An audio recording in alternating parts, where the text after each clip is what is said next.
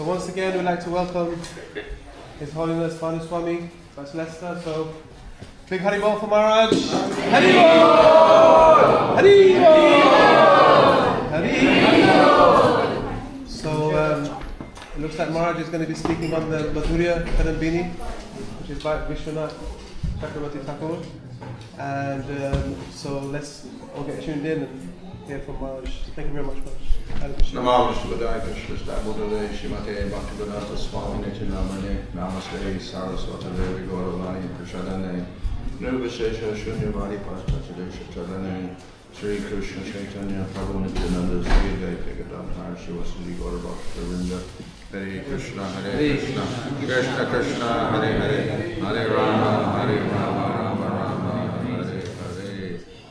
So the request was we discussed the stages of bhakti, and we find that in the Srimad Bhagavatam itself, in the first canto, when describing the progress of Narada Muni, the different stages of bhakti are described there, from Shraddha to Prema. This is also quoted in the Nectar Devotion at the end of the first part of the Eastern wave of Nectar Devotion. So we have broadly three types of bhakti: sadhana bhakti, bhava bhakti, and prema bhakti. In order to get to bhava bhakti, we do sadhana.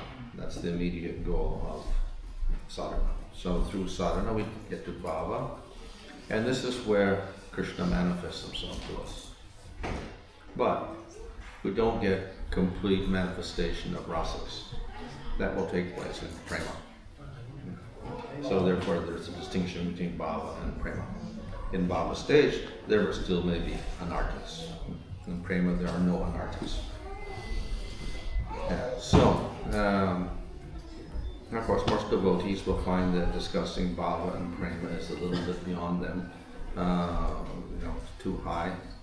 Nevertheless, we do have to understand something of the goal in order to practice our sadhana properly.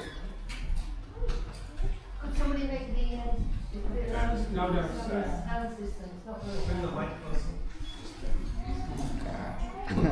If we don't have some details on what our goal is, it makes it much more difficult to attain the goal. And even in the material world, they do say, unless you define your goal in a material business, you're not going to get there. You want to make a lot of money, but you don't define exactly how much money you're going to get in your business. You're not going to get that money. So you have to define things very particularly in order to get a particular goal. If you don't have goals, you don't achieve much at all. So therefore, we do also have to understand what the goal is, Prema. But then we have the stages to get there. So those as well as prema and what it means, the different stages to attain that prema are also described in this work, Madhurya Kadambini. It is not an independent work, of course. All of these stages are more detailed. More details are given in Srimad Bhagavatam scriptures. However, they're not in consecutive order usually. So Vishnu Chakravarti has put them all in proper order and defined each according to scripture, but in a more consistent way. So why do we have to understand these stages? Because we should know our progress, where we're going. And if we do get some idea what stage we're at, we can set another goal, the next stage, even if we cannot really comprehend completely the nature of the final goal of prema, at least we can concentrate on coming to the next stage. Yeah? So, therefore, in that sense, it helps with our progress also. So, in the first chapter, Vishnu Chakravarti starts with some basic things like, how bhakti arises in the first place. And then in the other chapters he begins to describe bhajana kriya, anartha vritti, nishcha ruchi, sakti bhava, and prema. And there's one chapter for each thing. So the title of this work is Madhura Kadambini. Kadambini means a group of clouds, and it's a sweet group of clouds because they're clouds of mercy. And we know that we have to nourish the creeper of bhakti in the heart, and we nourish it by the mercy of Chaitanya Mahaprabhu, which acts like a big rain cloud. It gives the rain of mercy upon us. So Vishnu Chakravarti Thakur identifies himself as a fallen jiva, and he's also needs the rain cloud of mercy of Lord Chaitanya in order to nourish his bhakti creeper. So this cloud of mercy of Lord Chaitanya is very wonderful, very powerful, and even if before it begins to shower the rain, even it first appears in the sky, and then the effects are felt. In other words, the heat of lust is dissipated, and the whole universe becomes joyful because they're expecting that rainfall of mercy.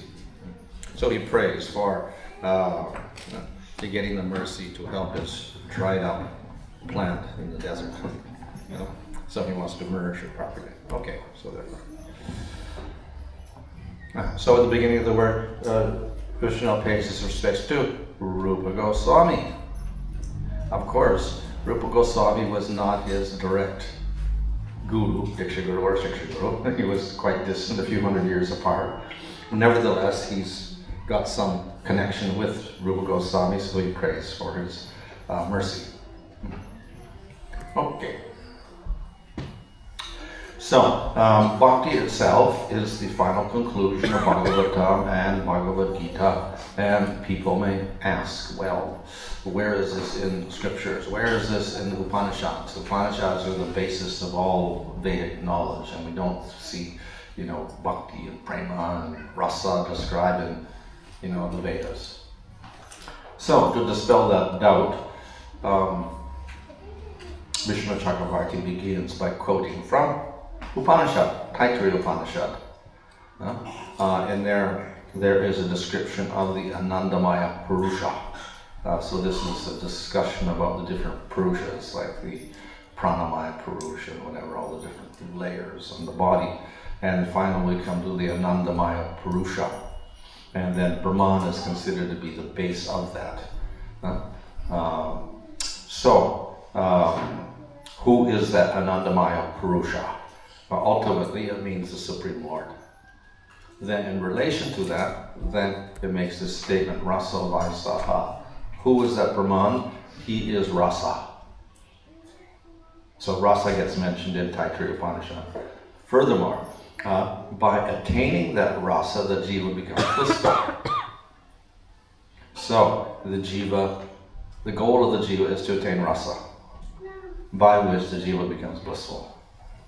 So therefore we get the concept of Rasa there, the Lord is Rasa, and also the jiva should attain that Rasa. That's his goal. So what is Rasa? If we look in Nectar Devotion, we find that Rasa is a combination of 5 ingredients. Vibhava, we need 2 to have Rasa, Krishna and a devotee. If there's only one, only Krishna, no Rasa. So we need the devotee and Krishna. We need Radha and Krishna. So we need participants, two people to produce a relationship. So a relationship is established, a permanent relationship. That's called the sthaya bhava, the main relationship.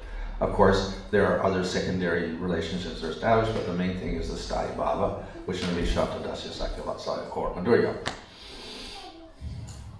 That's love of various types is expressed through actions or service. So these are called anubhavas. So how do you express love? By service. If you love someone, you do something for them. Or you may praise them. So you do kirtan. So singing, dancing, all the activities of bhakti are called anubhavas in the spiritual world. Right? All the different devotees are doing these activities. Plus, they're doing other activities. Mother Yasoda is cooking for Krishna. cowherd boys are playing with Krishna and wrestling with Krishna. These are all anubhavas. So action is also involved between Krishna and the devotees. So based on the sthaya bhava, we will get two other factors. One is secondary emotions called the vyabhachari bhavas, which kind of interrupt the main rasa. So sometimes we get fear, jealousy, anger, doubt, all these little emotions arising. They may become intense, and they will give sattvika bhavas. External actions, but not like the anubhavas. They're not really conscious. They're involuntary things like crying, fainting, choking of the voice, change of color, etc. So the combination of these five elements produces the rasa, which gets slightly manifested in bhava and fully manifested in prema. So we can think of the rasas as like colors. So we get all primary colors, 3 primary colors and 3 secondary colors, and we can mix them all together, and we get variety. So we can get all sorts of things from the rasa. We can get all sorts of just elementary things, but great variety just of mixing colors together. So we mix the rasas together, and this produces the elements of rasa, and this produces the final rasa, which gives a great experience of bliss to the devotee and to Krishna. So Krishna is the very form of all rasas. He manifests all the rasas more than any other form of the Lord. Some forms will not manifest Sakya rasa or Vatsalya rasa. Vishnu doesn't have any parents, so there's no Vatsalya rasa in Vaikuntha. Madhurya rasa in Vaikuntha is only with Lakshmi, not by anybody else. So all the forms are quite limited. Krishna manifests all these rasas in a very remarkable way. And he can manifest them simultaneously to different people. So that's the nature of Krishna. He is the very form of all rasas. This is the glorification of Krishna in the first verse of Nectar Devotion. This is a verse from the Bhagavatam, in the 10th canto, when Krishna goes into the arena of Kamsa. All sorts of people are looking at Krishna, and they all experience Krishna differently. But it's one Krishna. But because they are different, they experience Krishna differently. So in this description, actually, we get all the 12 rasas described in relation to Krishna by different people, even though he's only one person standing there. So the wrestlers saw Krishna as a lightning bolt, which means he's very tough. So and they were fighting with him, and even though he was a small child, and they were huge and very strong looking. When they touched Krishna, then he was as hard as a thunderbolt. He could not be defeated in any way. So this expresses the virya rasa, or fighting spirit.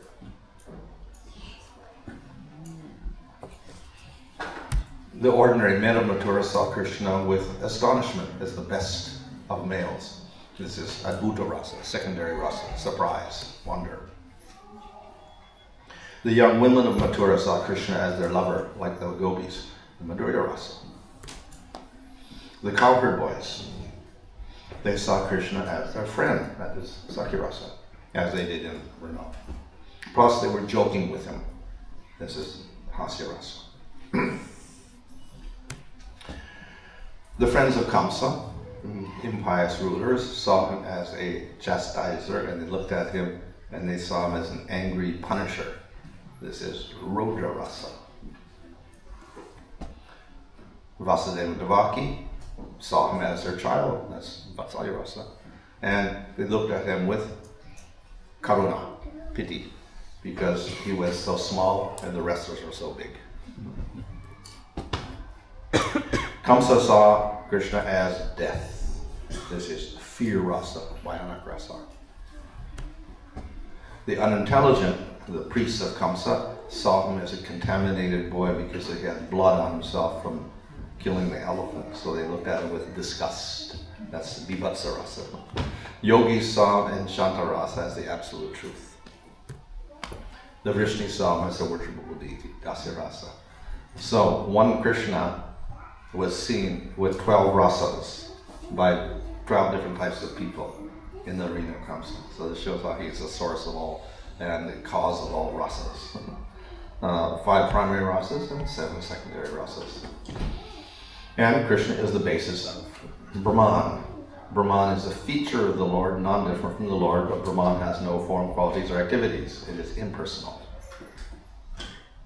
Superior to that is Krishna, who is the cause of the Brahman. So we think Brahman is like the effulgence of Krishna, caused by Krishna. So Krishna is superior to the Brahman.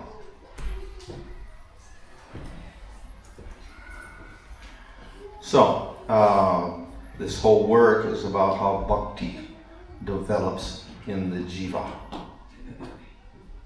So bhakti is not produced by material cause.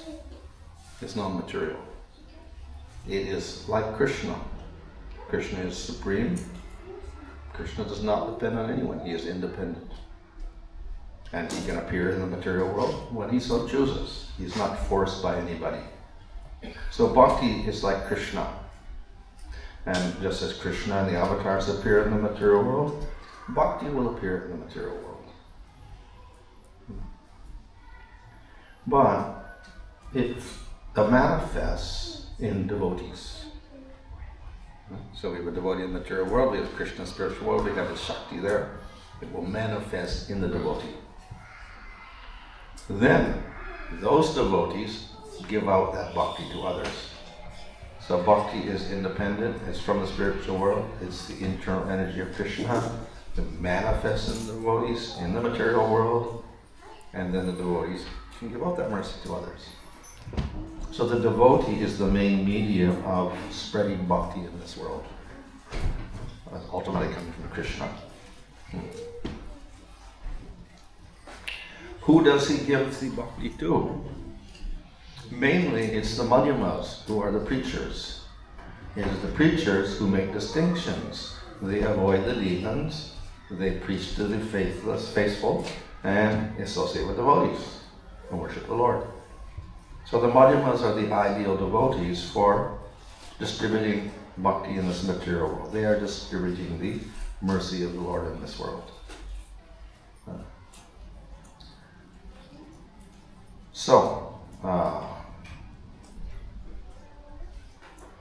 Krishna is sama, equal to everyone, but he also says, I favor my devotee. The devotee similarly doesn't hate anybody, but he gives some bhakti to the favorable people. He preaches to the faithful, not the unfaithful. Okay? So, the Lord gives responsibility to the devotee to give out this bhakti shakti in His mercy. But the Lord does not interfere with that. So it's up to the individual devotee how to distribute the mercy. So this way the devotee is very important. We don't have devotees giving out mercy, there's bhakti does not spread in the material world. So it's these madhyamadikaris, they are the main preachers. No. This is defined in the 11th canto of Srimad Bhagavatam. The intermediate or second class devotee called the madhyamadikari offers his love to the Supreme Lord, so he's a devotee, is a sincere friend to all the devotees. He associates with devotees, he gets knowledge from devotees, shows mercy to the ignorant people who are not hostile. So he preaches and disregards those who are envious. He doesn't preach to the faithless. So he's following the rules of Scripture and avoiding the demons. And he's following the will of the Lord to deliver the people of this world, those who have faith. And he associates with the devotees. That's the madhyamadikari. So he's the person who can spread bhakti in this material world. Kanishkas are also considered devotees, but they faithfully engage in the worship of the deity in the temple, does not behave properly towards other devotees or people in general. And he's called the prakrita devotee. material devotee. So he's not a real devotee. One reason is he doesn't associate with devotees, consequently does not get proper knowledge. Consequent to that, he's not practicing pure bhakti. He may be practicing mixed bhakti. Bhakti in ignorance, so not very good. Not a real devotee. And he doesn't preach. The Uttamadhikari is the most qualified. He is the one that has realization of Krishna, maybe in Bhava or Prema. The most advanced devotee sees the Lord, one's object of worship, within everything, and sees everything in the Supreme Lord. So he doesn't make distinctions between faithless and faithful. Everything and everybody is a devotee in Prema. So he doesn't preach. So it's the Madhyama who's the one who actively preaches in this world. Okay, anyway, that's examples of the chorus, like the gopis. They see everything in relation to Prema. And so they praise the trees for offering their fruit to Krishna. They praise the cows and the deer because they got tears in their eyes, and they say they're in Prema, they're better than us. So they see everything in terms of service to the Lord. Yeah. So because he's in such a trance of seeing everything in relation to Krishna, the Uttamadhikari doesn't distinguish between devotee and non-devotee, and therefore there's no necessity in preaching. Everybody's already in Prema. So it is the Madhyama who becomes the Guru and spreads bhakti, either Shiksha or Diksha Guru. Of course, there may be exceptions. Jiva Goswami mentions in Bhakti Sandarbha that Narada Muni, for instance, though he is Uttama, empowered by the Lord to spread bhakti, he also sees in terms of friendliness to devotees, mercy, giving out mercy, and being indifferent to the demons. So he acts like a Madhyama, even though he is in highest level of Uttama bhakti. But in general, the Uttama doesn't do so much preaching. So it's mainly the Madhyama. Kanishya doesn't care. He doesn't care about devotees at all. Okay, so in this way, bhakti is the supreme process, independent, but manifested in this world through the devotees who give out the mercy, and the Lord empowers them to act on their own to do that. So, that bhakti, because it is Sarup Shakti of Krishna, it is very different from material processes like karma, jnana, and yoga, which originate from the gunas of material nature. Bhakti is nirguna, completely beyond the gunas. So, even though people are encouraged to do jnana, karma, and yoga, according to the qualification, if they cannot do bhakti, they must do some bhakti in order to get the result. So a jnani who rejects bhakti and rejects the Lord cannot get liberation. And one who does karma yoga, if he rejects the Lord and offends him, cannot get to Svargaloka. So other processes are dependent on bhakti to get the results. Bhakti is not dependent on karma, jnana, or yoga. Well, it is. These things are material. Bhakti is spiritual. No, it doesn't depend on them at all. And thus, even Krishna says, I cannot be attained by intense efforts of yoga, sankhya, charity, vows, austerity, sacrifice, explaining the Vedas, studying the Vedas, or sannyas. So none of these things actually can measure bhakti at all. Bhakti is independent of all of that. So if one does karma yoga and rejects the Lord, no result. If we do karma yoga and add a little bhakti to that, that's a little pink portion there, you can go to Svargaloka. If you do jnana yoga and you offend the Lord and say the Lord's got a material form, I'm not going to worship the Lord, no liberation. We want liberation. We also have to respect the Lord properly. A little bit of bhakti. Lord gives you liberation. Bhakti yoga does not depend on all those, and it can give Svargaloka, liberation, spiritual world, spiritual body, and prema. It gives everything, independent of the other processes. So even if you don't do karma yoga, you can get svarga loka by doing bhakti. Or you can get liberation. Well, of course, devotees don't want either. So, bhakti is the supreme process, independent of other processes, and other processes dependent on it. It gives results of every other process, plus it gives results that the other processes do not give. None of the other processes give spiritual world and spiritual body. Bhakti does.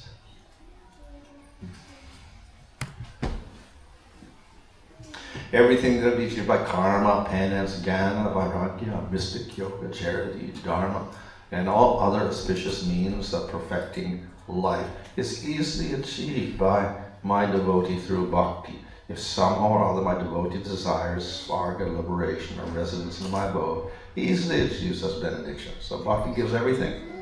No need to go to other processes. Okay. So, bhakti is such, it doesn't depend on other processes, and it doesn't depend even on purity. It doesn't depend on particular birth in a particular varna. It doesn't depend on ashrama. It doesn't depend on the gunas of material nature.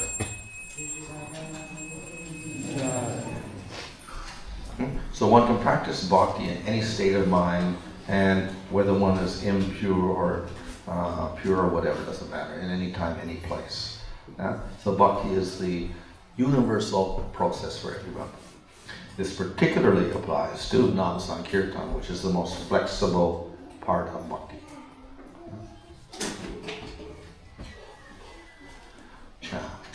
So karma, jnana, and yoga all have dependence upon internal purity and purity of place and time, etc. If you don't do them at the right time, no results. If you don't have purity of items, purity of time, etc., karma, jnana, and yoga do not work. They don't give the results. With bhakti, it doesn't matter. So much easier. Yeah. So, other processes dependent on varna. In order to do jnana and yoga, you have to be a brahmana. In karma yoga, at least a sudra. If you're a mleccha, you're not part of the varnashram system, you cannot do karma yoga. But bhakti, anybody inside varnashram, outside varnashram, doesn't really matter. Anyone can do bhakti. Bhakti is such that even without faith, it has effects. So, Ajamil had no faith, but he chanted the name of Vishnu, and he destroyed all those karmas. So, bhakti is the universal process. With faith, without faith, you chant the holy name. It can have great effect. So in this way, we see that bhakti is the ultimate process for everyone, and particularly, of course, chanting the name. So, Vishnu Chakravarti ends this section by saying the preeminent, all-pervading, totally independent, self-manifesting, and life-giving nature of the great energy bhakti is the same nature as the Supreme Lord from whom bhakti emanates. So whatever qualities are in the Lord are also in the process of bhakti. Jnana, karma, and yoga do not emanate directly from the Supreme Lord's body, but bhakti does. So this is, the Lord is independent, self-manifesting, gives life to everything. Bhakti also, the same nature, independent, gives life to all the other processes. All pervading, all places and all times it can be done. And if we still prefer some other process other than bhakti, that person should be considered to be bereft of power of good judgment. In other words, he's a fool. So a wise person will practice bhakti. Bhakti is non-different from Krishna. The other processes are not. Who except an animal will not serve the Lord? That's the final conclusion of this section. Okay, so then I'll go on to the next section. Probably can do this one as well. So the first section was the glorification of bhakti and how it is independent. So this knowledge also is important because the devotee should not think that he has to do something else to get his perfection. Bhakti is not dependent on another process. It does not depend on varnashram or jnana or yoga or anything.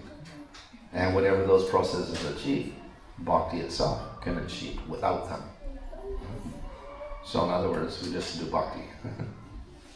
So, the devotees, the Madhyama devotees, plant the seed of bhakti.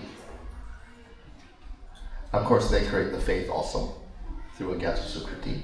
Once you get faith, the devotee Madhyamas, they preach to the innocent people, not to the faithless operatis, little faithless there, and they begin preaching to them. So, the seed of bhakti gets planted. When we talk about planting the seed of bhakti, we're talking about bhakti unmixed with karma or jnana. It is pure bhakti. And where does it grow? In the field of the heart. By this we don't mean the physical heart. We mean in the jiva. So that bhakti grows within the heart. And the devotee makes a vow never to seek any fruits except bhakti. And they develop a taste desire to taste the nectar of that fruit. In other words, they aim for prema and nothing else. So we start that growing the plant. This is called sadhana bhakti. And one grows the plant until we get flowers. The flowers are bhava. What happens to the flowers? They become fruit, and that is prema. So the final result of the plant, that starts from the seed, is the fruit, prema. But it has to grow sufficiently. So we have to cultivate that plant properly. So we have to cultivate bhakti, which starts as a little seed in the jiva. So we start what we call bhajana kriya, or the activities of sadhana bhakti. And two symptoms manifest within this sadhana bhakti. Kleshagni, which means destruction of suffering and causes of suffering. Plus subhada, appearance of good qualities, not good material qualities, but good spiritual qualities. So these two things begin to manifest as a result of bhakti. They're not the final goal of bhakti, but they're signs that manifest on the way. Just like the goal of planting the seed is the fruit, prema. But to get there, the plant has to grow. And what does the plant do when it grows? Produces leaves. If we don't get any leaves, we're not going to get any further. So the first symptom that your bhakti is growing is you get some leaves. And those symptoms are, the leaves are kleshagni and subhada. These two things begin to happen. Yeah. And they can happen by two types of sadhana bhakti. Vaidhi bhakti and raganuga bhakti. They're both sadhanas. So, just a little bit of explanation of suffering. Suffering is analyzed in yoga into 5 factors. Avidya, or ignorance, is the root cause of suffering. What does it mean? We mistake that which is impermanent to be permanent. That we think the body is the self. We mistake that which is full of misery to be blissful. To mistake what is not the self to be the self. So in other words, we think in terms of material body, and happiness is in terms of material body, etc. But actually it isn't. We are actually Atma, not the body. But by avidya, we misidentify. So that first avidya then manifests in a material body and a subtle body. And we get asmita, or false ego, which covers the jiva. And we think we are the body. And then we develop raga, or attachment to material enjoyment, with our senses. And we think, by engaging our senses, we will be happy. So we get some material sukha. We develop dvesha, or hatred. So we hate anything that causes unhappiness, anything that causes suffering. Anybody that causes the suffering, anybody that interferes with our getting the happiness, they become objects of hatred. So these dualities of raga and dvesha manifest after we identify with the material body. And they're the cause of all of our actions in this material world. And of course they produce karma. And then finally, due to all of this, we have abhinivesh, complete absorption in the material body. And then we have to fear death. Clinging to the body and fearing death. That's called abhinivesh. So all of that is destroyed by process of bhakti. And it starts with sadhana bhakti.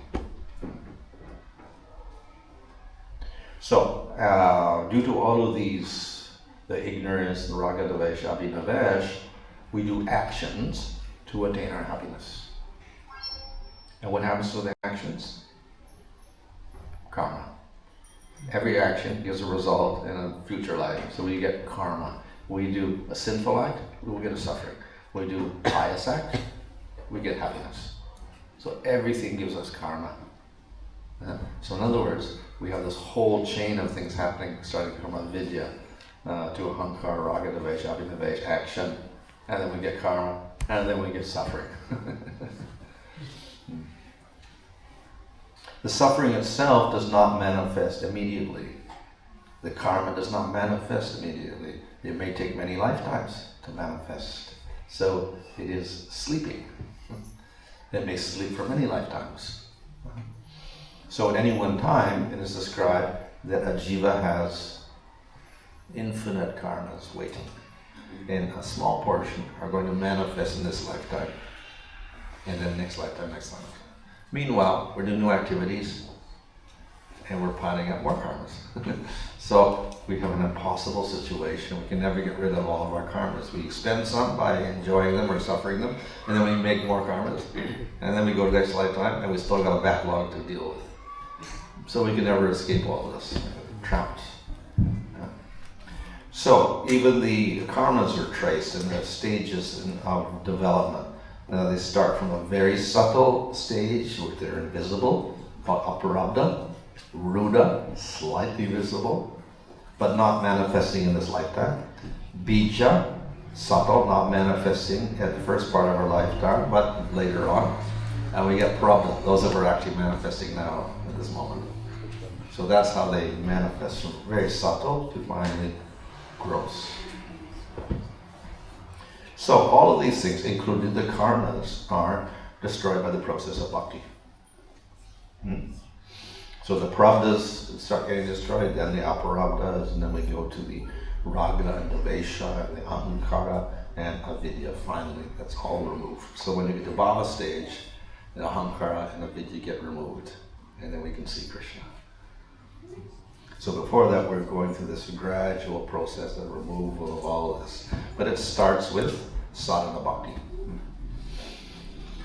So this is to show that gradually these karmas begin to manifest over lifetimes. So subhada, the second symptom. The first one was negative, destroy the bad things. So bhakti destroys all the suffering, karmas, ignorance, etc. But it also produces positive results. That means we develop spiritual qualities. That means the jiva begins to manifest spiritual qualities. Jiva, like the Lord, is not impersonal. Krishna has qualities. Spiritual jiva has qualities. So we begin to manifest wonderful spiritual qualities like Krishna by association with Krishna. So we may develop disinterest in material affairs, interest in Supreme Lord, mercy, forgiveness, respect, truth, simplicity, equanimity, fortitude, gravity, humility, etc. All related to bhakti. So they're not material qualities.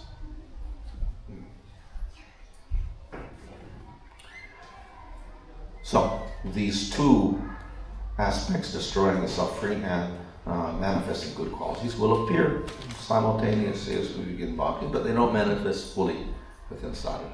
Later on in bhava, they manifest more.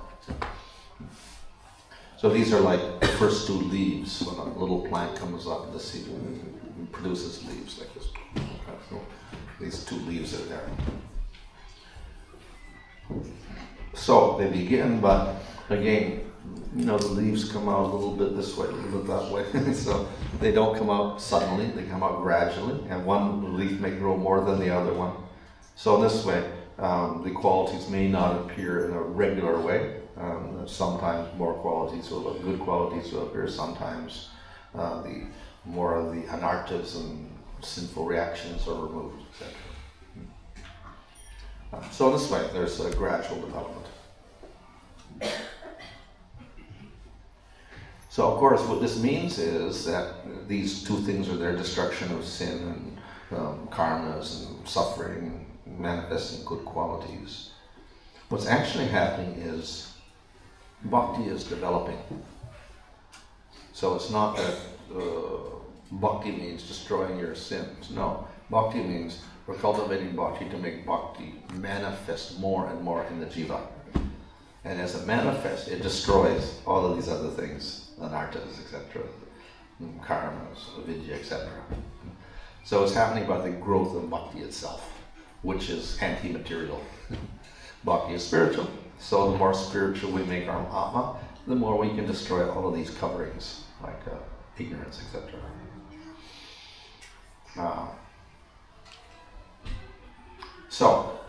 A development of bhakti goes through these different stages: Shraddha, Sadhusanga,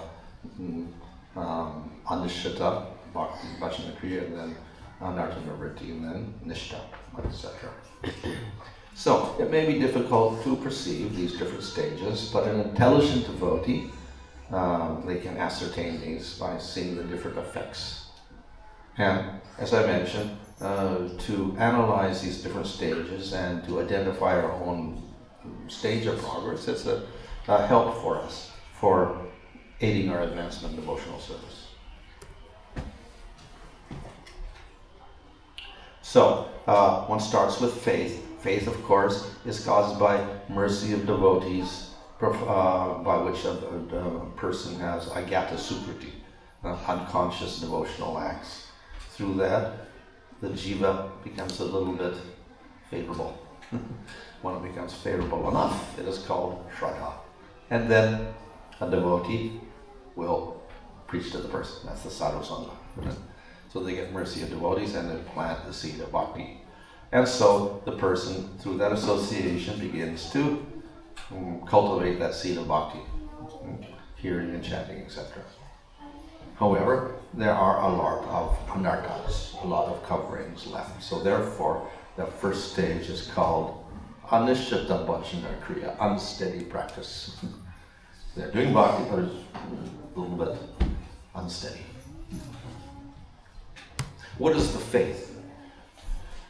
Faith is firm trust in the import of the bhakti scriptures. So if we have a little faith and somebody gives us a Bhagavad Gita and we begin reading it, then okay, we don't understand it fully. We may not accept it fully, but at least we don't reject it. And we have some favorable attitude towards it. We're willing to listen to it and try to understand it. And it also means that we have a willingness to undertake the different activities described in the scriptures and the promise of certain results. So it may arise naturally or suddenly. Somehow suddenly this may arise, and gradually it may appear. So once the faith is there, then devotees get an opportunity to preach to the person. So this is the sadhu sangha. So we take shelter of a spiritual master, that could be shiksha or diksha or any devotee. And then the devotee begins to practice bhakti. And that the devotee will teach them what to do and what not to do, proper conduct. So the devotee then associates with other devotees, those who are equal. And then he takes shelter of those who are more advanced. In other words, he will follow their instructions. This is also described in the Nectar of Instruction. Okay, so then we begin to practice. And the beginning of practice is at first anishita or unsteady, because the devotee has a lot of anarthas. Coverings are not completely destroyed. And so the goal is to get to nishta. So to do that, we go through this stage called anartha nivritti. So we have anishita bhajana kriya, anartha nivritti, and then nishta. Of course, even then, all the anarthas are not gone, and they continue to get destroyed in ruchi, sankti, and bhava also.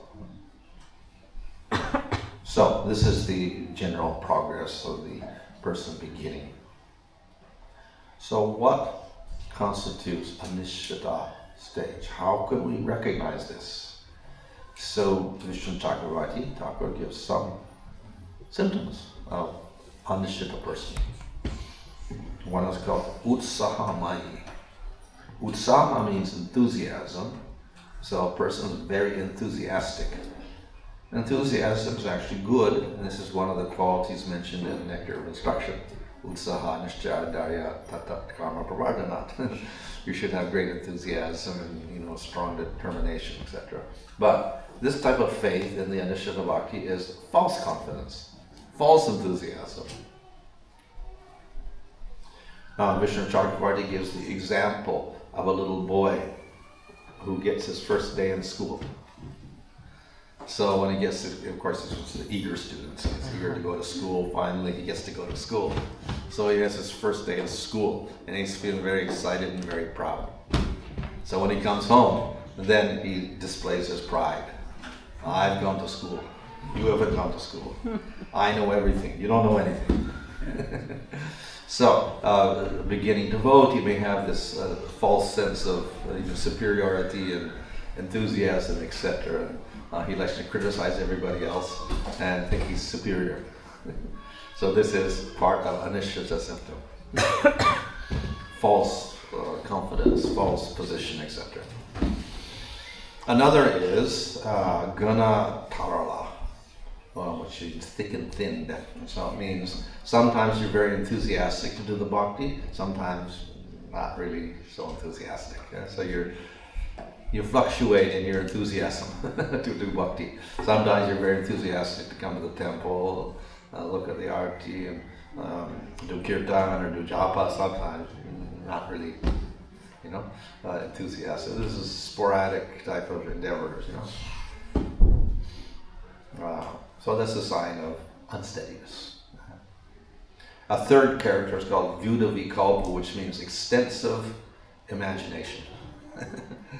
So we hear a little bit about bhakti, and then we have great ambitions to do many things.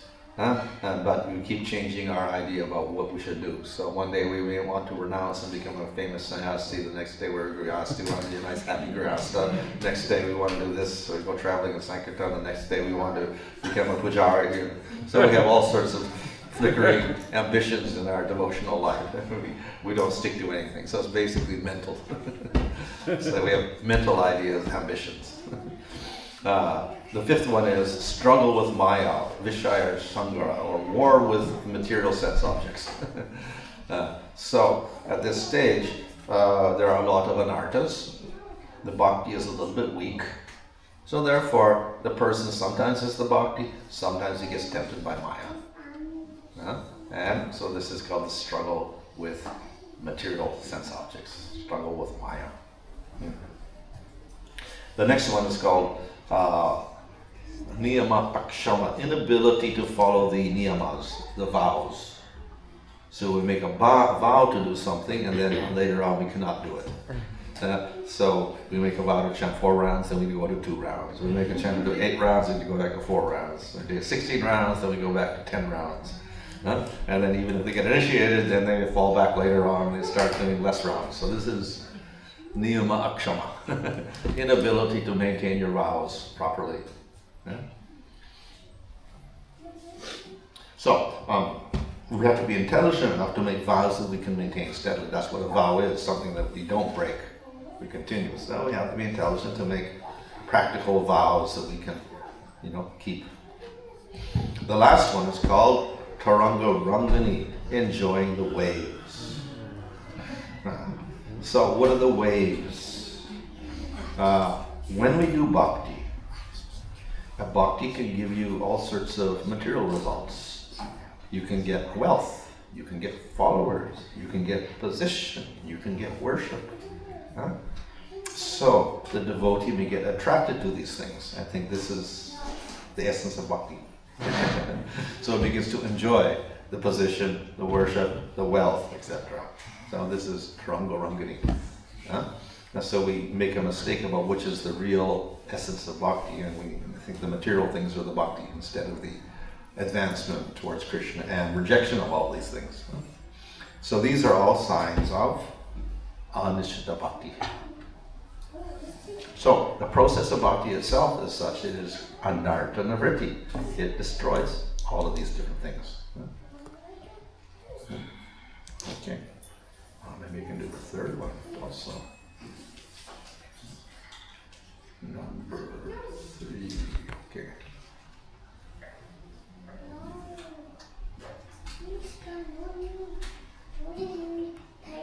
Okay, so we have the third shower, anartha nivritti, destruction of all the impurities.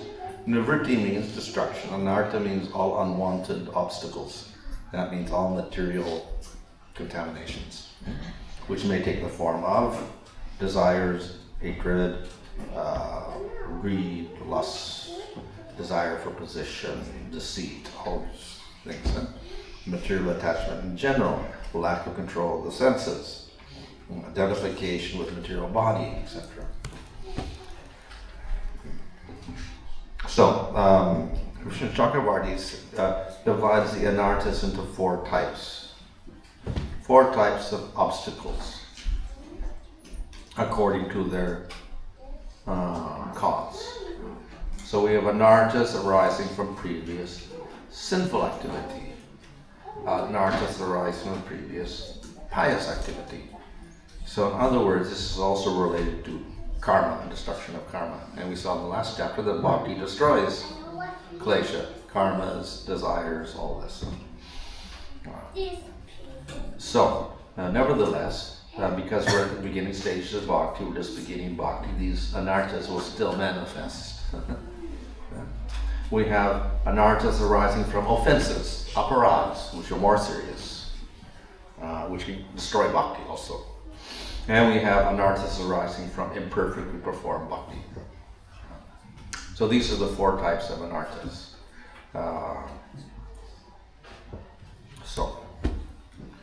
Previous sinful activities.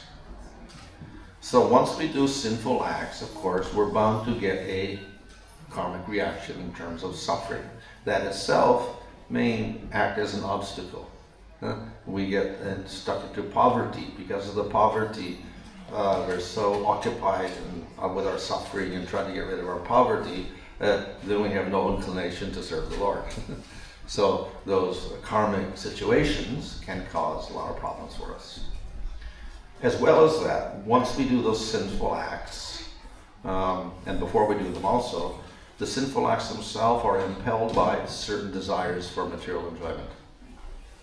And once we commit the sinful act, we may get some enjoyment out of that. These create impressions within the subtle body, or vasanas. So these vasanas will also continue into next life and next life and next life. So consequently, in this lifetime, due to our sinful acts, we may get a same sinful desire resulting in this lifetime. And of course, we get all sorts of modifications like lust, anger, greed, etc. All manifesting due to sinful acts in previous lifetimes. So this modification of the 5 kleshas. So these are anarthas that manifest in this lifetime due to previous sinful activities or pious activities also. How do pious activities create anarthas? Well, we do pious activities, that is, we do punyas and things like that. And Of course, the result is we get some material enjoyment in this lifetime. That can also become an attachment to us. We don't want to give up our material wealth that we get from our grandfather, or whoever.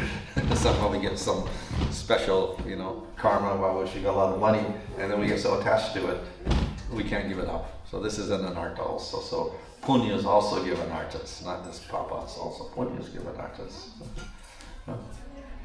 Another result is that we get to sattva-gun through performance of punyas. And then when we get to sattva-gun, we have a realization, I'm not the body, I'm the soul. So then we get a desire for mukti rather than bhakti. So therefore people in sattva-gun may develop this anartha of striving for liberation rather than bhakti. So that's also obstacle, desire for liberation. Okay, so anyway, how we do the actions, we can use sin and violence, we get suffering and hell, and we get all sorts of negative qualities. We do pious activities and compassionate works, we get enjoyment and heavenly results, but we get attached to the results. And we may even end up having a desire for liberation. So all this causes anarthas, either papa or punya. So, next is anarthas arising from aparads. So this by aparad we mean nam aparad. We have other aparads like seva aparads, that's offenses against the deity. These are not, they don't give such a serious effect. But nam aparads are particularly serious if they are committed with ill intentions. So, aparad is nam-aparads are different from sins and more serious than sins. And Bhagavad Gita says even if you're a sinful person, if you continue bhakti, you're still my devotee. So he doesn't really consider sin so bad. But if you offend and commit nam-aparads, Krishna does not say you're still my devotee. Different. So the reason is that nam-aparads are actually like sins, but instead of regular sins, they are sins against or violence against the devotees, special living entities, not ordinary living entities.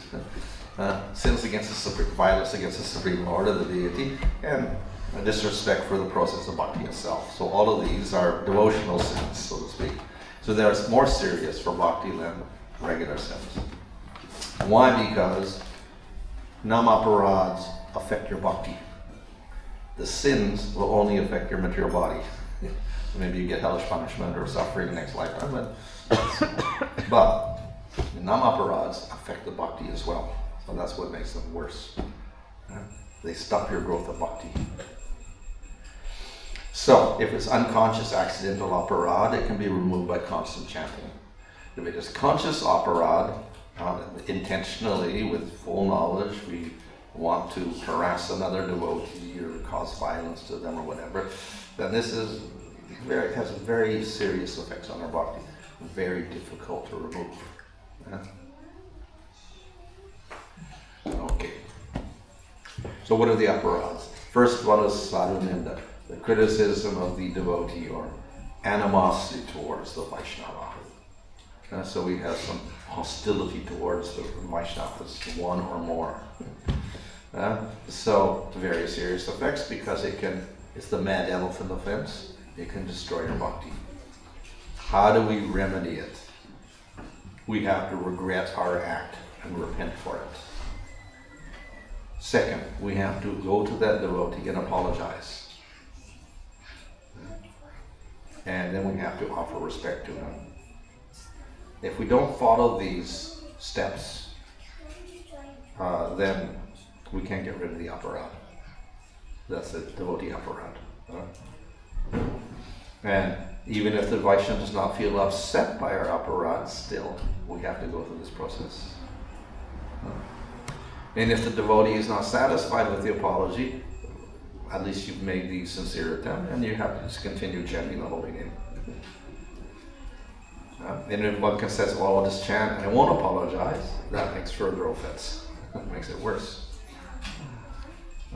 And if you don't apologize and say the Vaishnava has faults, then one also commits further offense. So we do have to recognize the offense and we have to apologize. That's the proper procedure. The second one involves misunderstanding the position of Vishnu in relation to Shiva and Devatas. So, of course, because we get Sambandha Gyan, we get our basic philosophical knowledge to clear up our namabhas. Generally, a serious devotee doesn't have this problem. Those who are neophytes may have this problem. Those who are Kanishtas will also make a lot of mistakes. So, but very early in our bhakti, we learn that Vishnu, Krishna, Nrsimhadev, etc., they're all forms of Bhagavan, and he is independent, nobody's above him. Shiva is an expansion from Vishnu, but he manifests less qualities. Sometimes he can also be a jiva. He appears to be covered by the gunas, but if he is not a jiva, or actually he's not covered, if he is a jiva, then he could be covered slightly by the gunas. Brahma is an empowered jiva, and sometimes the Lord may also take that role. So basically we have to clearly understand their position in relation to each other, and not say they're all one, they're all equal, and we treat them all the same. They do have different amounts of power, and Vishnu, Krishna, etc. is at the top. Third, aparad, Shruti Shastra Ninda, disrespect for the Shruti. So of course Shruti we can take for scripture in general, don't criticize any or disrespect any scripture. Vishwanath here takes it, don't criticize the Vedas, that takes as Shruti, which is the literal meaning. So, though some parts of the Veda are karma kanda, gyan kanda, impersonal, whatever, we shouldn't criticize the Shruti for that. Shruti is not different from the Lord. In Bhagavad Gita, Krishna also explains karma, he also explains jnana and yoga, so we don't criticize Bhagavad Gita. They're there for certain types of people who cannot practice bhakti, unqualified people, so they let them do. So the Shruti gives all these different alternatives for people that don't have faith in bhakti. So we shouldn't criticize those scriptures for doing that. So if we do criticize, we have to instead praise the Shrutis, the Vedas, and their followers, and chant the holy name. Understand the real purpose of the Vedas.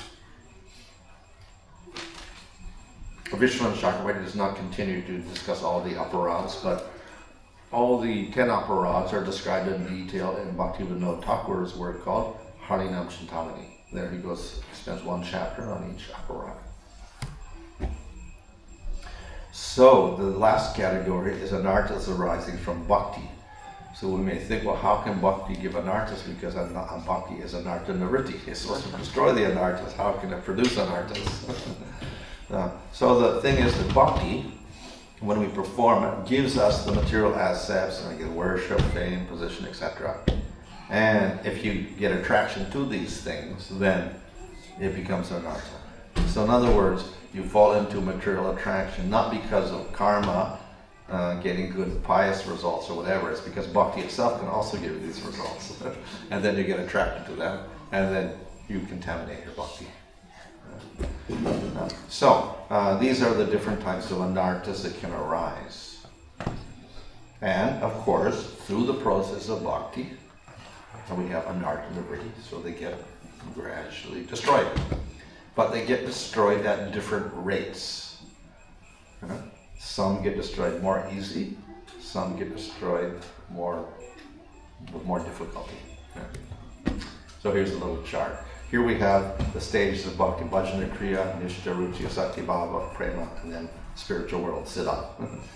So the anarthas arising from sin and piety, papa and punya, of course, bhakti destroys all of this. So in bhajana kriya we start and get little destruction. We continue bhajana kriya, more. We get to nishta, most of it's gone. When we get to endava sakti, all of those results from karmas are gone. faulty bhakti, that is, we get attached to a little bit of the results of the bhakti, like wealth and position, etc. Bhajana kriya, we start a little destruction of the fault, do a little more, bhajana kriya, more. By the time we get to nishta most, and by ruchi and aruchi all. So they get destroyed a little more quicker than results to karmas. Karmas is end of a shakti. Faulty bhakti is end of ruchi, one stage quicker. And for aparads, it's a little more serious. So due to aparads, you get a little bit of destruction in bhajana kriya. We get more in nishta, and bhava slightly more in prema, mostly. And only in siddha we get all completely when in the spiritual world. So it's more difficult to remove the effects of aparad. They get into bhava, and we say even in prema. Now, of course, in prema, the person himself has no impurity at that stage. So, but what happens is the devotee in prema in this material world still has a material body. So then, accidentally, because he's in the material world, somebody may get offended. So that's the only way that offense could occur in aparad, and then he gets a little bit of effect from that also, but not so serious. So when we get to spiritual world, of course, no material body at all. Everybody's a perfect devotee, so then there's no problem at all. But anyway, the idea here is that the aparads are the slowest to get the removal, more than the other things. Okay, like that. So this is the basic diagram. As we go through the different stages, anarthas gradually get destroyed until we get to ruchi and asakti. All the karmas get destroyed. But the aparad section, that's the gray section at the end, it goes into the bhava and touches into prema a little bit like that. So they're more serious in that way because they're more difficult to remove them. And of course, and the effect is much more serious because they start destroying bhakti also. Okay. So we get this gradual destruction of anarthas. We go through anartha, nritti, nishta, ruchi, asakti, etc.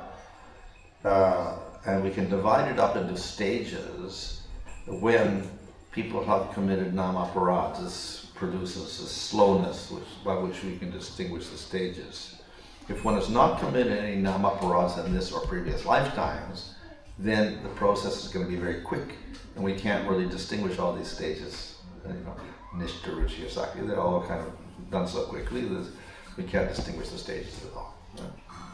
So, therefore, nam-aparad is the cause of the slowness in bhakti, and then we get appearance of different stages. So, as a result of the aparads, then bhakti loses its potency. We do the bhakti, but we don't seem to get any effect.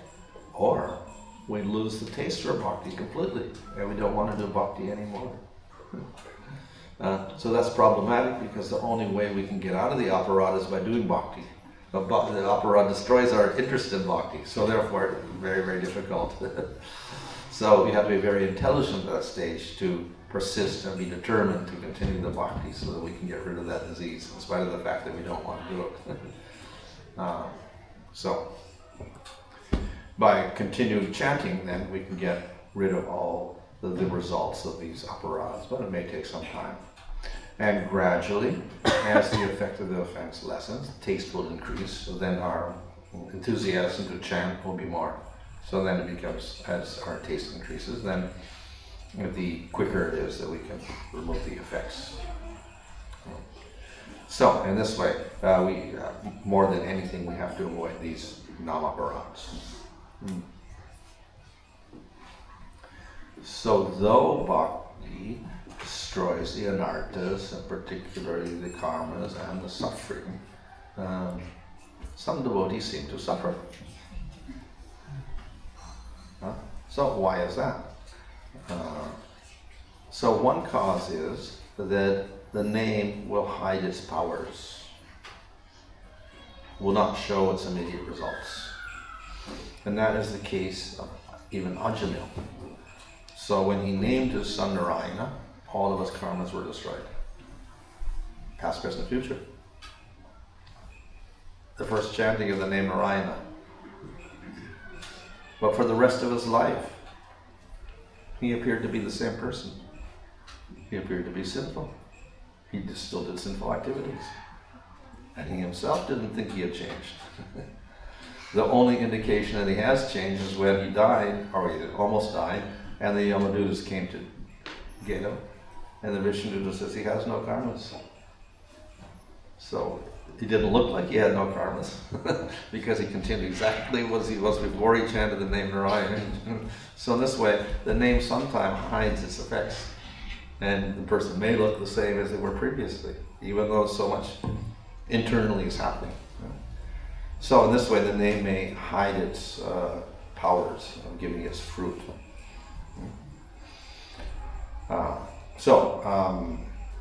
But then we should not attribute the devotee's suffering to karma. This may be the hidden result.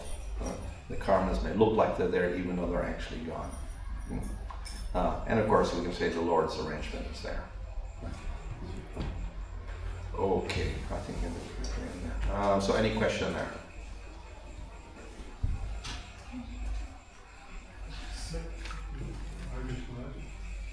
Earlier you said that the process of Prabhupada to Prabhupada karma being destroyed, it takes many lifetimes. But you likened it to going from Bhajana Kriya to Bhava. So does this imply that going from Bhajana Kriya to Bhava can also take many lifetimes? No. Yes, it can take many lifetimes. Any stage. We see that Bharat he was of course coming in Manu's line, so he was very qualified. And he got to Bhava in this lifetime. It doesn't say how he started in this lifetime, but yeah, at least he got to Bhava. But then to get to Prema, it took him 3 lifetimes. From Bhava to Prema.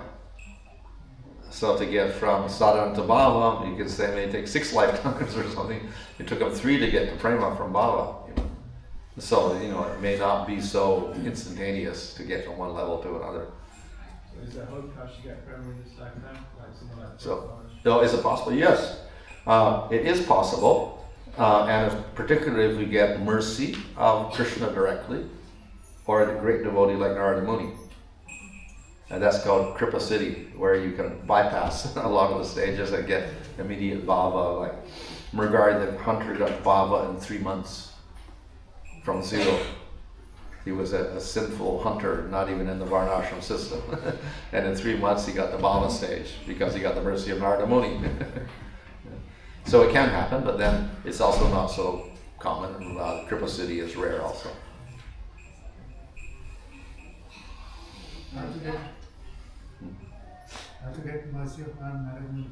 How to get mercy of Narada Muni? Even that mercy that he gives, Kripa Siddhi, is also rare.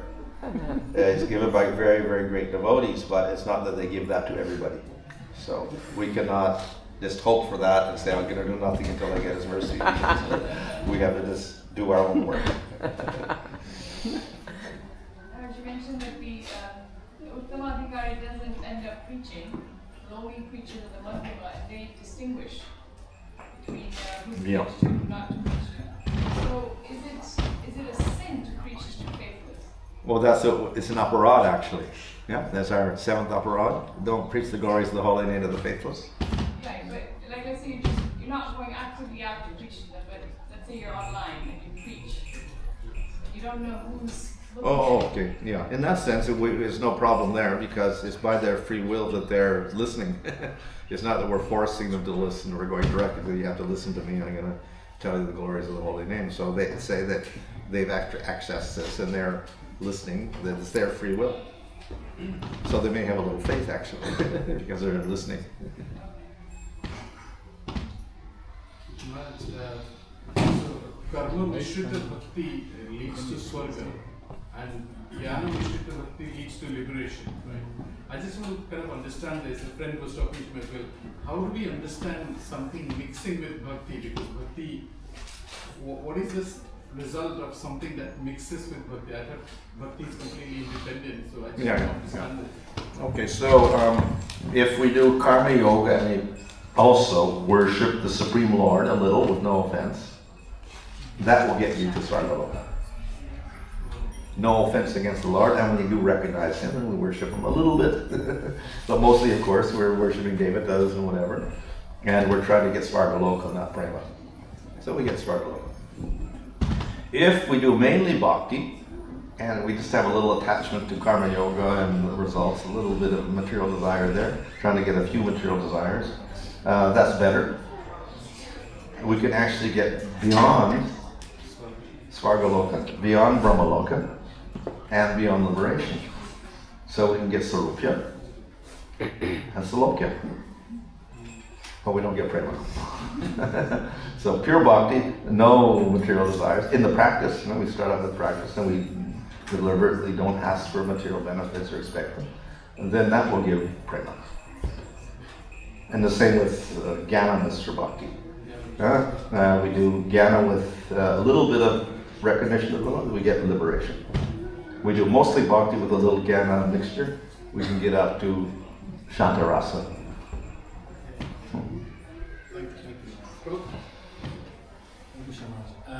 I just want to clarify something with the metaphor of bhakti, of the creeper. Mm-hmm. So I really love the metaphor in the sense of the seed germinates with the two leaves and then fruit and flower. But with it being a creeper, this is just my metaphorical mind, a creeper normally has to creep up something. Mm-hmm. So It depends on something, yeah. yeah, So they say, why is it creeper? Because it depends on a devotee association. is that the answer? Yeah. Okay, I'll take that. Hare Krishna. Firstly, Maharaj, thank you for the great insightful class. It was really useful.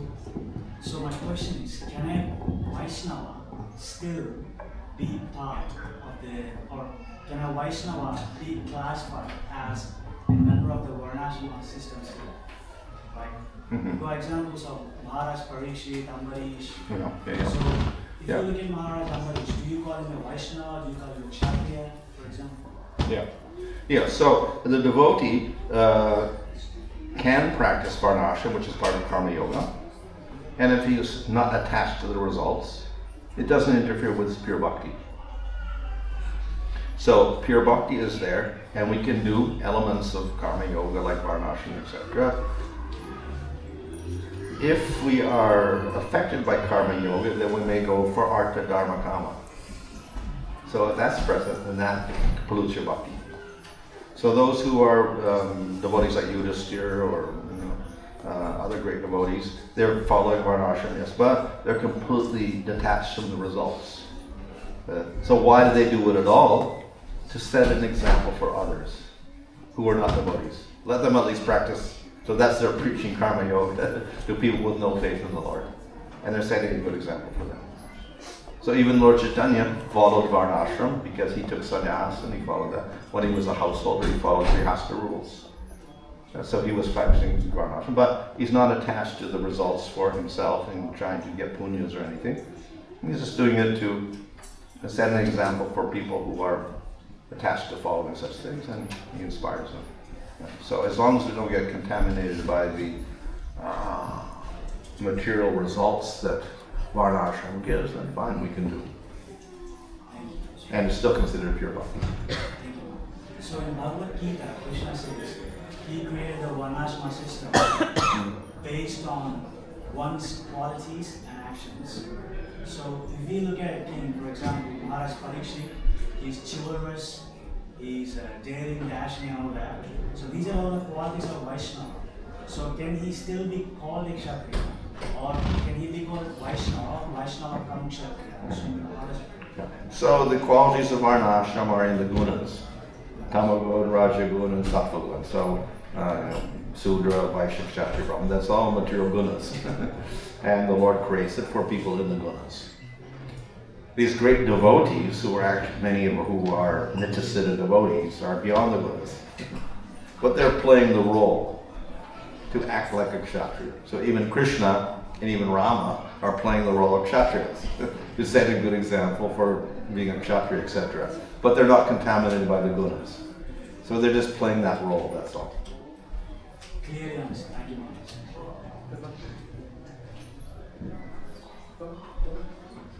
Maharaj, you mentioned about just one whole thing can destroy both Prarabdha and Aprarabdha.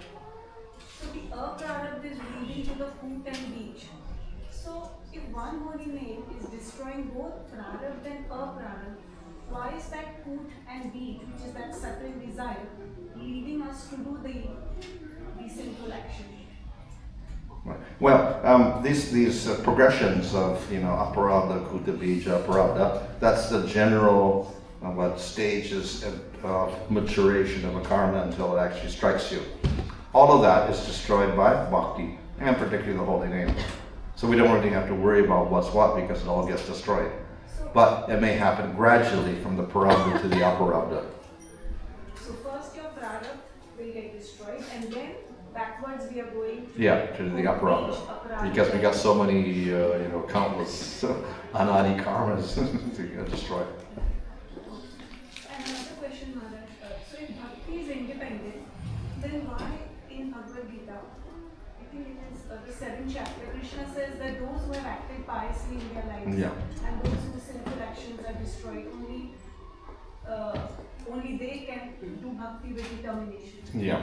So how do they reconcile? So there's two explanations. One explanation is that if we're talking about actual punya karmas in the material sense, then the bhakti that results is also not pure bhakti. It's a kind of a mixed bhakti. So that's not the best bhakti. The other interpretation, if it is pure bhakti, is that the punya does not mean material punyas. It means agyata sukratis. That is unconscious bhakti activities, accidental bhakti activities, which cause faith, which cause the bhakti.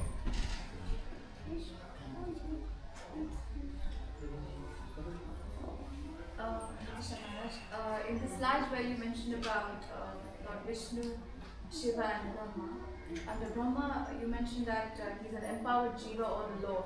Sometimes he becomes the Lord becomes Brahma also. Sometimes. The Lord becomes Brahma. Yeah. Okay. I haven't come across that. Yeah. I'm not sure. And sometimes in the material world, the Shiva could be a jiva, even though most of the time he isn't. He's a form of the Lord, but sometimes the jiva takes the role of Shiva also. And also, Maharaj, just one more question.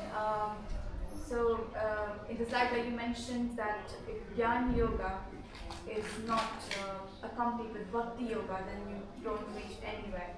So the impersonalists who just believe in Jnana, that they don't follow Bhakti Yoga, but their goal is Brahman. Yeah. So do they reach Brahman or? Particularly if they offend the Lord by saying the Lord has no form and we want to merge into him, they don't even attain liberation. They're offenders, they fall from the position, as Bhagavatam says. March, you specifically mentioned when you're talking about Shubhada, the rising of good spiritual qualities, that's not good material qualities. So could you kind of elaborate on the distinction and if it's exclusively good qualities in a spiritual context? Yeah. So many good qualities that we hear mentioned in scripture are arising from sattva gun, like tolerance, compassion, sense control, etc. They arise from the gunas. On the other hand, Krishna himself is compassionate, controls his senses. It's all wonderful qualities. That's not material qualities, obviously. But it looks the same.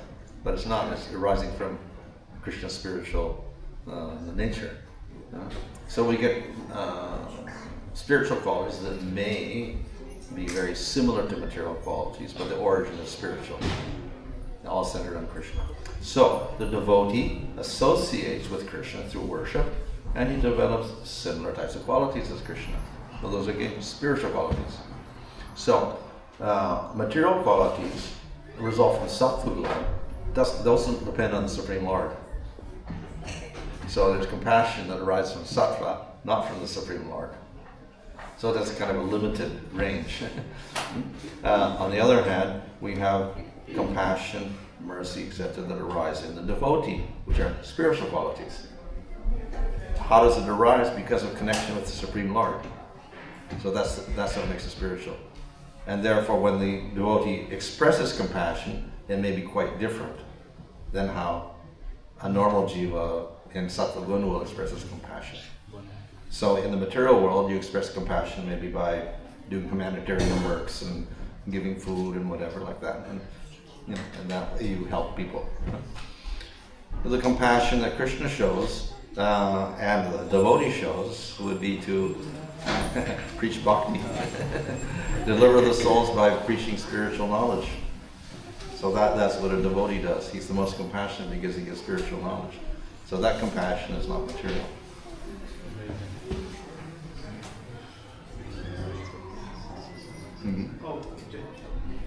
Maharaj, when you said that it's mainly the Madhyamadhikari who preaches and who also gives mercy, so you said that it's mainly the Madhyamadhikari who becomes the Diksha or the Shiksha Guru. Yes.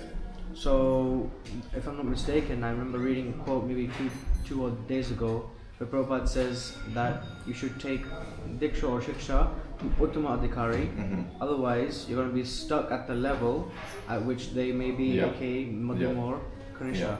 So how do we reconcile this? And of course I think in that same section he also says you could take from the others also, but then you only rise up to that level. Yeah. But anyway, the idea of Uttama also is a little ambiguous because we have another Uttama mentioned in the Nectar Devotion. Uttama, Madhyama, and Kanishta in terms of faith. And this is in Sadhana Bhakti itself, so they're all Madhyamas basically. So the Kanishta doesn't know scripture and he has weak faith. The Madhyama has some knowledge, a little bit stronger faith, so that if people come and argue with him and try to defeat him, he may get defeated, but he doesn't waver. The Uttama Adhikari has profound knowledge of scripture and logical ability to make sense of it and to present it to others.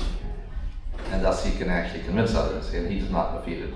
So this was considered the Uttama. Very deep faith based on deep knowledge and ability to use logic to connect things properly. So he's called Uttama. But this is all within Madhyama stage. So is he talking about that level or in the one in... Yeah, we don't know which one he's referring to when he says Uttama. Oh, okay. Okay. So it could be that Uttama also. Okay. Thank you. Maharaj, those who are preaching and spreading the Krishna consciousness and knowledge, should we consider them to be on the platform of Madhyama? Normal devotees. Normal devotees? Yeah, generally. Yeah. As I said, the Uttamas are very exceptional. One. Two, they may not be visible to us in this material world because they're, in trance or something like that.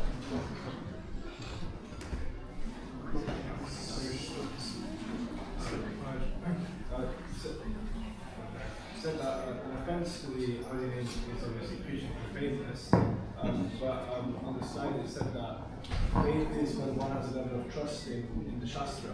So when we're preaching, say book distribution, those that take the book, for instance, it's safe to assume that they have a level of trust in the Shastra, and those that may not don't have that trust. So how do we develop that trust in Shastra for other people without causing that offensive preaching to faithless? Well, when we say don't preach to the faithless, we don't. Of course, we can say only preach to the faithful. But then we get some people who are not exactly faithless, and they're not going to reject, but they may not know much or whatever, or maybe in a middle category. This is what we call the balisha or the innocent.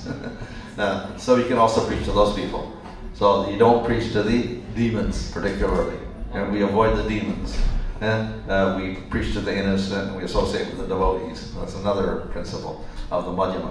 So when we say don't preach to the faithless, basically we're avoiding the demoniac people who are very hostile Of course, we probably can't sell them a book anyway. So you know you mentioned that the Quran get cleared out mainly in the Baba and Prema stage. So a Quran, by definition, it reduces custody. So how is it possible for that jiva to still push forth to the stages of Baba and Prema if their bhakti is being diminished? Like what sort of happens? By Prema, by aparad. Yeah. Oh yeah. So aparad, is serious, so therefore it can affect your bhakti at any stage and gradually gets removed, whatever. The process of bhakti also will destroy the anartha eventually, but it takes some time. It weakens the bhakti also. So that's to assume that bhakti is not completely wiped out by the Quran. Not necessarily, no. And that was the case of Bharat. Because he committed aparad in his previous lifetime, he got attracted to the deer in this lifetime, which caused him to become because of the aparad, he became attracted to the deer, then he became a deer. But then he became a devotee because he remembered as a deer what had happened, and then he got prema. So it took him 3 lifetimes to get prema after that aparad, but he got prema because Krishna is merciful to people who are highly elevated.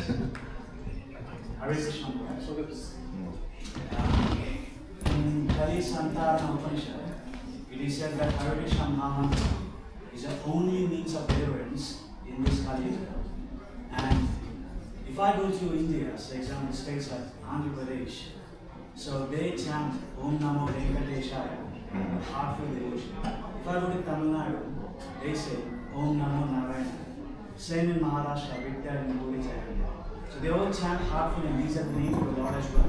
And also in Shikshastram, Chaitanya Mahaprabhu says in the second verse that, oh Lord, you've got hundreds and millions of names, and just by you allow us to approach you by chanting your names, and your name is the prime benediction or prime means to deliver the beings in this world. So how do you deduce that between what Karisantana Upanishad states and what Shikshastram states in the second verse and others?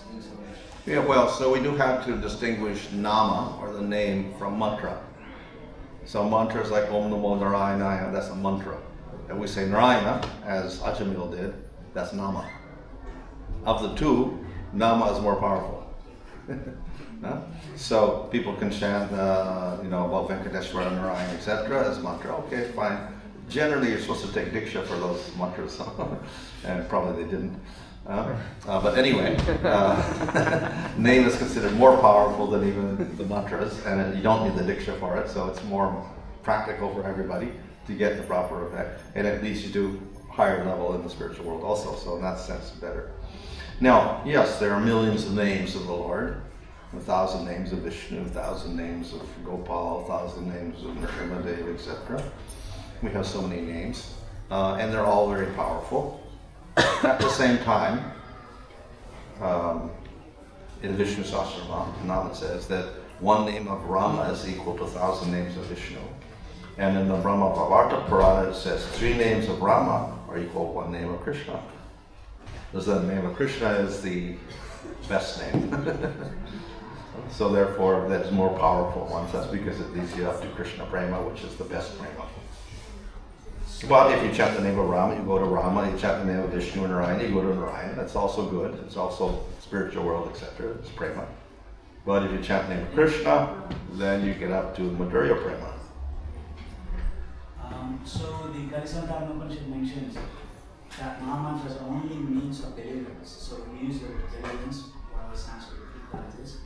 And in other mantras as well, when they chant, the name is mentioned as well. So won't they get delivered? Yeah, they get deliverance. We can say that not the chanting of the Hare Krishna mantra is the only means of getting the highest deliverance. We can get Radha Krishna Prema. Second? Sorry to ask you. What remains when both Punya and Pap are transcended, when neither binds the soul? This question is, what remains when both Punya and Pap are transcended, when neither binds the soul? Yeah, if you destroy Pap and Punya, you get liberation. you don't get prema. But by chanting Hare Krishna, you destroy your papa and punya, plus you get prema. By doing Jnana, you destroy your papa and punya, but you don't get prema. You said there are 4 types of alakas, and one is arising from imperfect human. How bhakti can be done imperfectly? Because even if it's done without faith, it's independent of faith as well. What was that? How bhakti can be done imperfectly? How can bhakti be done imperfectly? Because Oh, all yeah. the 4 brothers were imperfect bhakti, Yeah. and therefore it causes. So I'm saying that the anarthas arising from bhakti, impure bhakti or whatever, that means that we're doing the bhakti and we become attracted to the results of bhakti. That is the wealth and the position, etc. So that causes the contamination there. So it arises from bhakti, but we get attached to the results. So that's our impure bhakti. We're using bhakti and we're enjoying the results. So it's not actually proper bhakti. So in that sense, it's impure bhakti. Yeah, I've got a question. I won't actually want to say the question. She just sat down to give you an offering, actually. But the question is, does the chakras affect the meaning of Prema and spiritual life? Does the chakras affect your spiritual life leading to prema? Oh, chakras. Yeah, well, chakras are part of your subtle body, and they affect your health and your mentality, etc. We see that by the process of bhakti, you destroy all of your karmas, all your kleshas, all your ahankara, etc. So all the imperfections in your chakras are also going to get dissipated by chanting of the holy name and by the process of bhakti. So then, in other words, it destroys all the bad effects that may be in your chakras. So it makes it all favorable to bhakti.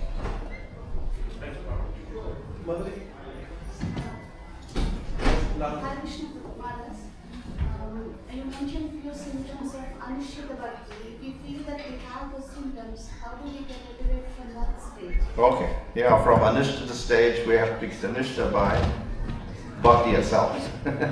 We have Anartha Naritti, so bhakti purifies the anarthas. After that, you get to Nishta stage. So bhakti itself will do this, provided we do it properly. I mean, we should keep continuing the same Yes. bhakti even if we have the same symptoms. Yeah. We can't not forget. Yeah, you sincerely practice. Yeah.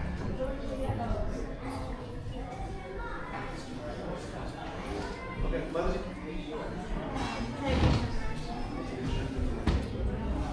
Maharaj, I have a question about deities.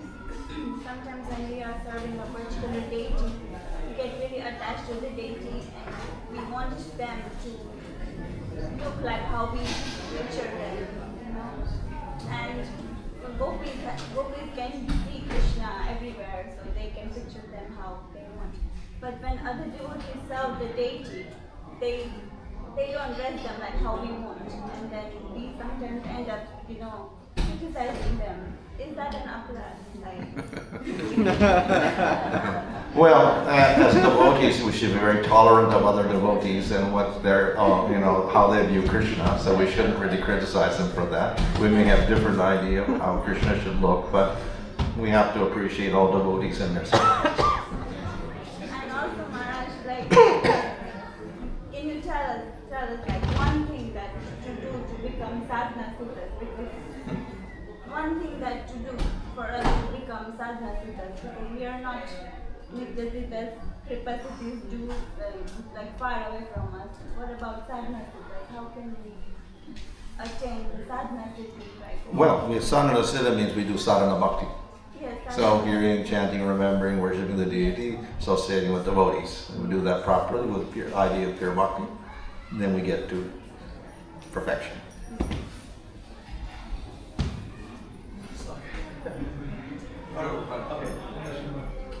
As you said, the source for the faith can be external factors and suddenly as well. Yeah. External factors, from Bhanu Swami say, Nizari, Muni, Yeah. Prema Maharaj gives things from Nadu. What do we, where the sudden factors come from? What are they actually? What do you Yeah.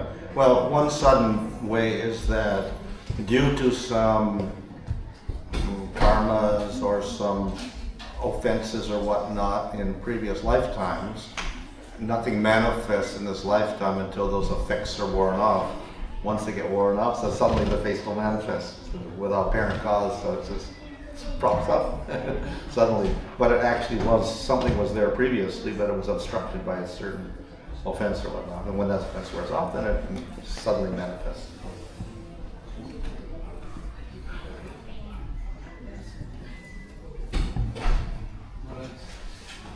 So the symptoms of bhakti, just so one is kleshagni, the other is subhada. Is it possible that one can be at a stage of kleshagni but not subhada and vice versa? No. Well, it was said there that the two appear kind of simultaneously, but they unfurl in different rates sometimes. So one leaf goes up more than the other leaf. So they start, but one may manifest more than the other, depending on the individual. So you may get more of the destruction of sin and less of the subhada, or more subhada and less destruction of the klesha, according to the individual. You said that the devotee that is preaching, he can use his own free will, just like Krishna Yes. uses his free will. So, if we see that there's not many devotees being made, can we understand that we're not willing it enough? Yeah, I suppose so. Yeah, it means there's not enough devotees around to exercise their free will, or people are not enthusiastic to use their free will. Shall we be exercising that will? Meaning, like, if Well, we can encourage people to, preach and whatever, become enthusiastic to spread out the mercy of Lord Chaitanya, etc. Like that. So, in other words, also people may be at a lower stage coming from Kanishta to Madhyama. So as a Kanishta, they don't have much interest in preaching or whatever. So when they come to the Madhyama level and we preach to them, okay, they get a little bit, but still they may not be advanced enough to be enthusiastic for preaching. So it may take them some time to get to that level also, becoming enthusiastic. Is there a qualification to preach, as in, does one needs to be situated at a particular level? Well, it's the Madhyamas that do the preaching, and the Madhyamas are Madhyamas because they associate with devotees and they get some knowledge. Because you say within Madhyamas, because someone who's got faith, but they can be, Yeah, Komalasrada. they can lose in an argument. Yeah. There's someone who can't lose an argument. So. Yeah. Can they also lose an argument to preach? Well, as a Madhyama in that category, they have some knowledge, not all knowledge, so sometimes they may get defeated and they can't answer properly, but they don't lose their faith, so they can still preach.